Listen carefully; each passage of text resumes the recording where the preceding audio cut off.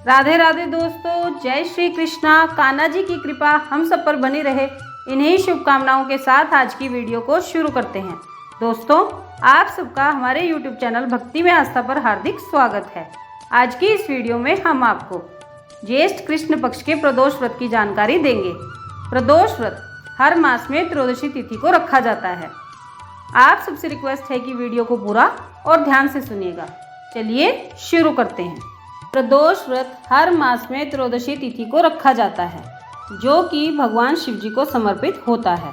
इस व्रत में भक्त उपवास रखता है और भगवान शिव जी के साथ साथ माता पार्वती जी का भी विधि विधान से पूजन और वंदन करता है। प्रदोष व्रत जिस भी दिन को पड़ता है, उस प्रदोष व्रत का नाम उसी दिन के नाम से जाना जाता है। इस समय ज्येष्ठ मास चल रहा है।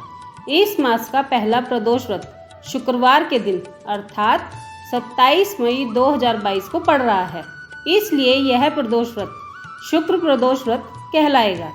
इस शुक्र प्रदोष व्रत के दिन शोभन योग, सर्वार्थ सिद्धि योग और सौभाग्य योग का निर्माण हो रहा है। इस कारण इस बार शिव भक्तों के लिए इसका महत्व और भी अधिक बढ़ गया है। इस प्रदोष व्रत का पूरा पुण्य लाभ लेने के लिए भगवान शिव का पूजन शुभ मुहूर्त में पूरे विधि विधान से करना चाहिए।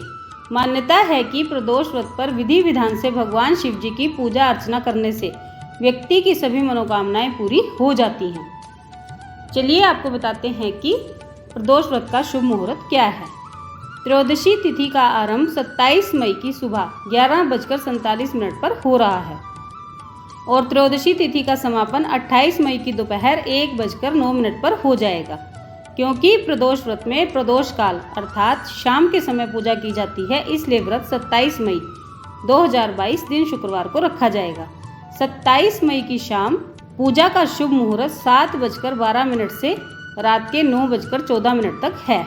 जो भी भक्तजन प्रदोष व्रत रखेंगे वो इस अवधि में भगवान भोलेनाथ की पूजा अर्चना करेंगे और उनकी कृपा के भागीदार बनेंगे। प्रदोष व्रत की पूजा विधि। शुक्र प्रदोष व्रत वाले दिन प्रातः स्नान आदि करके साफ कपड़े पहन लें। इसके बाद भगवान भोलेनाथ को याद करके व्रत और पूजा का संकल्प करें। फिर शाम के समय शुभ मुहूर्त में किसी शिव मंदिर में जाकर या घर पर ही शिव की विधि पूर्वक पूजा करें। पूजा के दौरान शिवलिंग को गंगा जल और गाय के दूध से स्नान कराएं। उसके बाद सफ़ेद चंदन का लेप जरूर लगाएं। भगवान भोलेनाथ को अक्षत, बेलपत्र, भांग, धतूरा, शमी का पत्ता, सफ़ेद फूल, शहद, भस्म, शक्कर आदि अर्पित करें। इस दौरान ओम नमः शिवाय या श्री शिवाय नमस्तुभ्यम मंत्र का उच्चारण करते रहें। पूजा के बाद शिव चालीसा, शुक्र प्रदोष व्रत कथा का पाठ जरूर करें। घी का दीप जलाएं और शिव जी की आरती करें। इसके बाद पूजा का समापन क्षमा प्रार्थना से करते हुए शिव जी के सामने अपनी मनोकामना व्यक्त कर दें। शुक्र प्रदोष व्रत का महत्व। धर्म शास्त्रों में शुक्र प्रदोष व्रत को सुख समृद्धि में वृद्धि करने वाला बताया गया है। मान्यताओं के अनुसार ये व्रत उन लोगों को अवश्य करना चाहिए जिनके वैवाहिक जीवन में किसी प्रकार की दिक्कत है।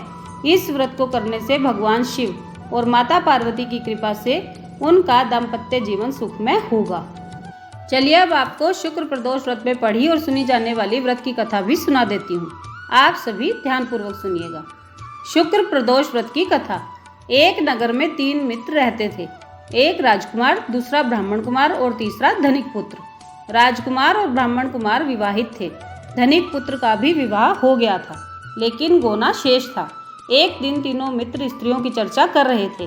ब्राह्मण कुमार ने स्त्रियों की प्रशंसा करते हुए कहा, नारीहीन घर भूतों का डेरा होता है। धनिक पुत्र ने यह सुना तो तुरंत ही उसने अपनी पत्नी को लाने का निश्चय कर लिया। तब धनिक पुत्र के माता पिता ने समझाया कि अभी शुक्र देवता डूबे हुए हैं, ऐसे में बहू बेटियों को उनके घर से विदा करवा लाना शुभ नहीं माना जाता। लेकिन धनिक पुत्र ने एक नहीं सुनी और ससुराल पहुंच गया। ससुराल में भी उसे मनाने की कोशिश की गई, लेकिन वो जिद पर अड़ा रहा और कन्या के माता पिता को उनकी विदाई करनी पड़ी। विदाई के बाद पति पत्नी शहर से निकले ही थे कि बैलगाड़ी का पहिया निकल गया और बैल की टांग टूट गई। दोनों को चोट लगी, लेकिन फिर भी वो चलते रहे।